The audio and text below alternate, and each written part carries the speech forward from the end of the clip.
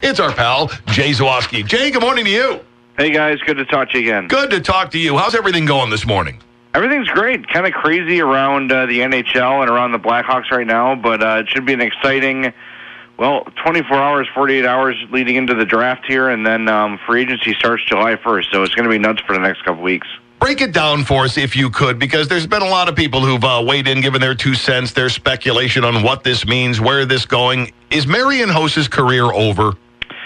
From what I've been told, yes. The way the NHL works is if he was to announce his retirement, just say, I can't play anymore, I'm retiring, the Hawks would be penalized every year for the remainder of his contract, and there would be a substantial salary cap hit that they'd still have to pay.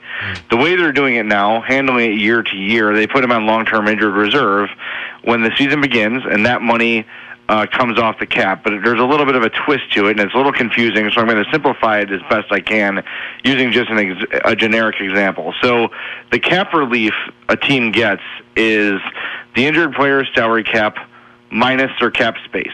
So let's say Marian Hossa makes $6 million, and the Blackhawks have $1 million of cap space. They would get $5 million in cap relief. Okay, that's kind of the easiest way to put it.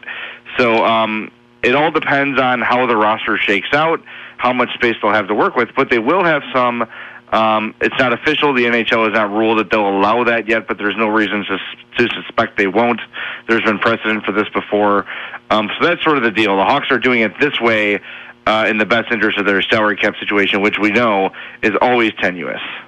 Hey, buddy, let's get the ugly question out of the way. A lot of conspiracy theorists you see on social media right now are saying, this works out very well for the Hawks. He's 38 years old. He was maybe on his way to retirement anyway. This is all on the up and up, right? There's no hidden agenda in here. There's no convenience of this injury. This is all legal, right? Well, Well, here's a couple things to consider. Okay, if the Hawks are truly trying to circumvent the cap, here's a couple things to keep in mind. Why, after the weak showing they had in the playoffs last year, when they were clearly outmuscled by the Nashville Predators, would they want to get rid of their strongest power forward? Marian Hossa scored 26 goals last year. It's not like he had a down year and is a shadow of his former self, and he's become a detriment to the team. He was one of their better players all year long. There is no way, there's no scenario in which the Blackhawks are a better team without Marian Hossa. I don't care what that money they use, whatever money they get from him being on injured reserve, they're not going to find a player or 2 players that are going to amount to a Marian Hossa. There's no way. Secondly, if they're going to make up a reason for him to retire, wouldn't it be something that you couldn't see visually, right? Like, he's had too many concussions, or it's a back issue that he can't recover from. This is a very specific, very visible, you would think, sort of an ailment. They say, look, this guy's got a condition to his equipment. There's been prescriptions assigned. All those things in sports leagues are documented for insurance purposes. So they're going to have record of every drug he ever took to treat this thing, every amount of treatment he received from the Blackhawks team doctor. So it's on the up and up. I know there's a lot of cynics out there who say this seems shady. And, Marian Hossa's salary this year went to $1 million. But the cap hit remains the 5.275. So that looks convenient. But look, like I said, there's no way to fathom the Blackhawks being better off without Marian Hossa. So yes, it's absolutely on the up and up. If Marian Hossa said today, do you want me to play next year? The Blackhawks would absolutely say yes, 100%. We want you to play for all your money. Just since they'd much rather have him than not. Trust me on that one. That makes sense. And now, is this something that you covering this and knowing the insides and all that, you were aware of Hossa's ongoing struggle with this, or did this catch you as news like everyone else? It caught me. I had heard someone mentioned it to me last year, just kind of in passing, like, Hossa's got this rash you're treating or whatever, and it was just kind of, oh, okay, like, lots of people get rashes. I didn't really think anything of it.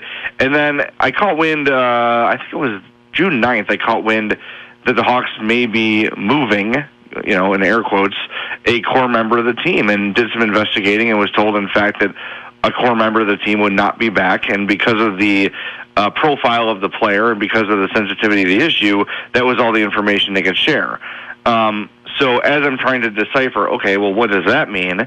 Your mind goes, is Marian Hossa retiring? But unaware of the condition he was in, There's no way he could just do that because of the cap penalty. It would screw the Hawks big time. So I sort of just dismissed that idea. But when the news came out, Tuesday night, I was as stunned as anybody. I don't think anyone saw that coming. Everyone speculated, maybe it's Brent Seabrook, maybe it's Nicholas Hjalmarsson, maybe Artemi Panarin's getting traded. No, it's Marian Hossa, and he's not going to be able to play hockey anymore. Absolutely brutal. Yesterday I heard you speak on air about how you felt in 2009 when the Hawks signed him, and you kind of what Marian meant to the Blackhawks and their championship run. You might mind reiterating that for our listeners? I thought it was great what you said. Yeah, so that year the Hawks had gone to the Western Conference Final and were just outclassed by the Detroit Red Wings. It was not close. The Hawks were a very exciting young team. Everyone knew they were on the cusp of greatness, but they faced the juggernaut and the Detroit Red Wings back then, and they handled them easily. The Red Wings just put a show on against them. So that summer, you sort of knew it was a possibility that Marian Hossa could sign with the Hawks, but keep in mind what your mindset was as a Hawks fan, before the Hawks started winning. It was the Hawks never get the free agents they want. They always miss out. And to get that announcement on July 1st that the Hawks had scored the top available free agent, a guy still in his prime who had just been in 2 consecutive Stanley Cup finals, is going to come and join the Blackhawks. That was the final piece of the puzzle, and I knew it. I think a lot of people knew it then.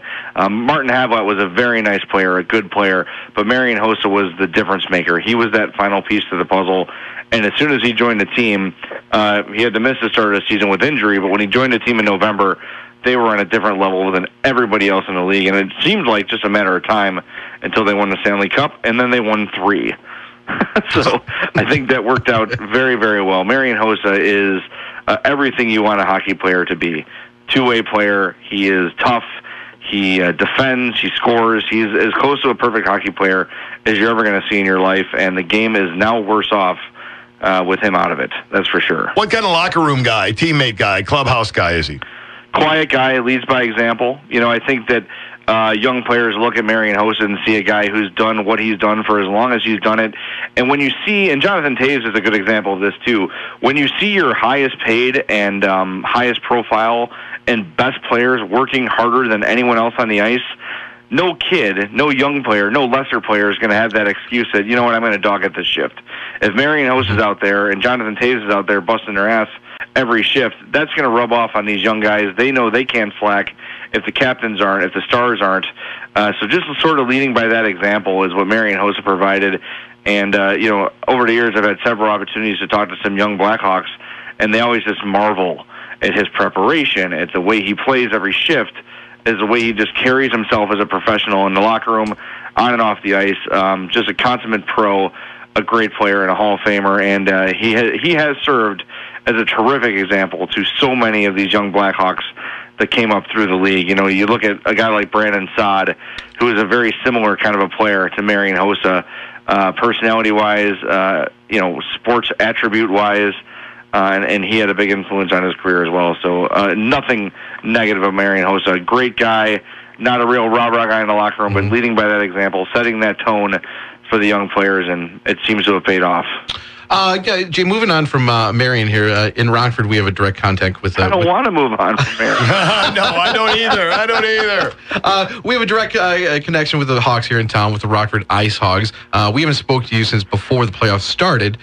Since afterwards, the Blackhawks kind of cleared house, including firing the head coach down here, Ted Dent. It came as a surprise to people around here. Was it a surprise to you? Was this a justifiable firing? How do you like the new guy that took a spot? Yeah, at the moment it was a surprise to me. But then you do some investigating, and there were a couple incidents where Ted Dent sort of complained to the media that the Blackhawks were stripping them of all their talent. Okay, well that's great, but that's kind of what the purpose of the Rockford IceHogs is to have the reserves ready to go. And I know it's tough to say to a coach who's trying to win every night, that keeps having his best players taken away.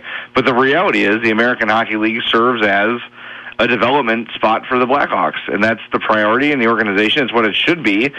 So I know that rubbed a lot of people the wrong way. And then there was another sort of a complaint as far as when I think it was Mark McNeil was traded, there was a complaint. Someone said, Dent said, you got to ask Stan Bowman about that.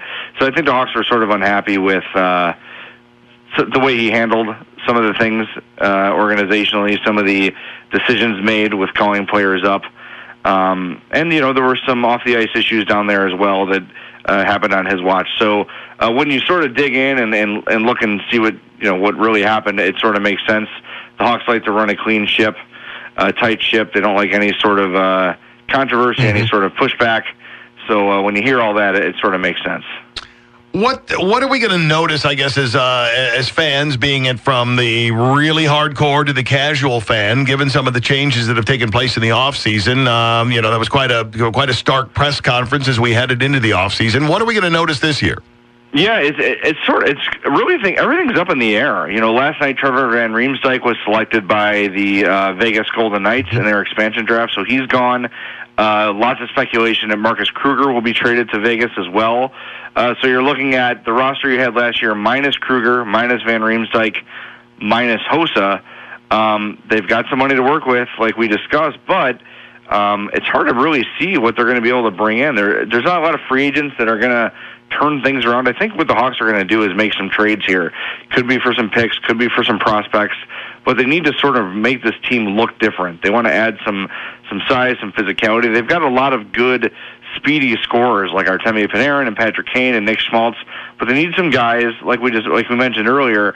Aside from Marian, Hossa, and Richard Panik, there weren't really many Hawks engaging that power forward sort of a game where they go stand in front of the net, take some damage, take some hits to make a play. They need more of that, and you may have to dangle one of those exciting snipers to get a guy that's a little more gritty. That's a little stronger, that's willing to play that playoff game. Because, look, you had the best record in the Western Conference, and when the playoffs began, you got pantsed. You were not ready to go. So that's what Stan Bowman was referring to in that press conference. They need to look a little bit different. They're a little bit samey right now. The Hawks need to get some different-looking talent and a lot more depth. Bringing it back to Rockford here for a second, the NHL draft coming up here pretty soon. The players of the Blackhawks draft, will we be seeing them in town here right away? And who do you think we should be looking out for? Who should we be excited for? It's hard to say. They pick so low. I'm not going to really venture a guess at who it's going to be. But some of the names to keep an eye on, they just signed Darren Radish, who was the top defenseman in the Ontario Hockey League, signed a deal with Rockford this week. That'll be a very exciting prospect for the IceHogs. I do think he'll be a Blackhawk before it's all said and done this year. The Blackhawks also signed Jan Ruta, a foreign free agent who probably will make the team but could see a stint in Rockford here or there. This could be the year. This is going to be a really make-or-break year for guys like Vincent Hinostroza to see if he's an NHL player or not. When he came up to Chicago, he played well. Just the puck didn't seem to go in for him, and that's sort of always been the trend in his career. Is his first few years in whichever system he's in, he takes a while to blossom offensively, and then suddenly comes. He needs to hope that happens at the NHL level because the speed is nice, the grit is nice, but if the puck's not going in, I'm not sure they have a spot for him, considering all these prospects that are coming up. One name to keep an eye on, too, is Alex DeBrincat. He scored huge numbers in the OHL 2 years in a row. He is the Blackhawks' top prospect, and if he does not begin the season in Chicago, he will begin it in Rockford, and he will immediately be Rockford's best player. Okay. So that's the guy to really keep an eye on for either team. He's going to be sort of the story of training camp. As it stands right now, assuming there's no big name added or anything like that. But Alex DeBrincat is the kid to watch, and he will be part of Rockford, I'm sure, at some point this year. How safe is Joel Quenneville, assuming we have a year like we had last year? Well, here's the question you got to ask yourself. If there's another first-round exit, I think there's definitely pressure on him. However, who are you going to bring in that's more qualified and a better coach than Joel Quenneville? That's, you know what I mean? There's not really any better options out there than Q, except for Mike Babcock, and I don't think Toronto is going to let him go anywhere. Quenneville's not perfect. He has his flaws. You've seen him sort of cling to veterans longer than he should. He has guys that he likes that maybe don't deserve the playing time they get, but the fact remains he's, the second winningest coach of all time. He's got 3 Stanley Cups. The guy knows what he's doing. No coach is perfect, unless you're Scotty Bowman, of course. But I think one more first-round exit, and I think there could be some questions asked about Joe Quenneville's future. All right, buddy, before I let you go, as always, I need to ask you, what music am I not listening to right now that I need to? Man, I don't have anything new for you. I know that's shameful. No new artist, but the new record by Jason Isbell, The Nashville Sound, is absolutely incredible.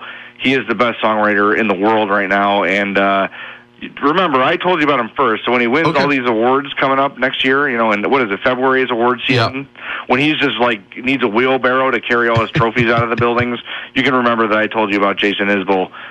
You're seeing a master in his prime, and it's just a matter of time until the mainstream sort of recognizes him for that. He's been doing the tour of all the late. I know he was on Colbert this week. He was on The Daily Show this week. He's making all those rounds, so keep an eye out for him. It's Jason Isbell. You heard it here first.